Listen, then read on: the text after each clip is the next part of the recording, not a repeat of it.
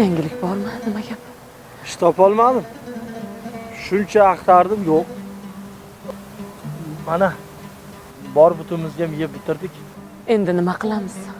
Hali ham O'zbekistonlik hamyurtlarimiz joy beribdi. Agar joy bermaganda nima qilardik? Uyga keta qolsak-chi? Aqli hushing joyidami? Qana qilib uyga qaytib borasan? Hammadan qarz olib keldik-ku axir. O'shanda o'zi bir o'zim kelsam bo'lardi. Sizda qayerda bo'lsak birga bo'lamiz deb turib oldingiz. Er-xotinga ish topish qiyin ekan. Bir o'zim bo'lganimda topila qolarmidi? Menga qara.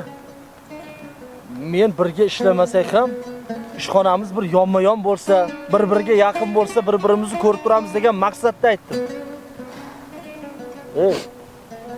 Nima? Mendan alohida bo'lib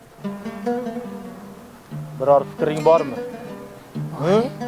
Bu nima deganingiz? Nima deganim? Faqat sizni mana shunaqa fikringiz buzuq-a? Tavba, aytgan gapingizni qarang. Seni gapingga kirgan men ahmoq. O'zimizni yurtda ham mayda-chuda ishni qilib, ro'zg'orimizni o'tkazib turgandik. Mana seni gapingga kirib, sarsoni sarkardon bo'lib yuribman. Ha, yana men aybdorman-a? Ish topolmaganingizga ham, ish yo'qligiga ham, er-xotinga ish topilmaganiga ham, mashaqlarga kerak deganiga ham men aybdorman. Bo'ldi qil, ishlan. Hamma bizga qarayapti. Yig'ishing yig'ishtir. Bundan ko'ra nima qilish kerakligi haqida o'ylaylik. Barno. Uyda bizni ota-onamiz, farzandlarimiz kutib turishdi. Xudoyim. Endi nima qilamiz?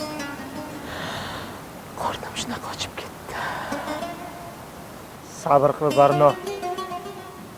Hali hammasi yaxshi bo'ladi. Ilohim.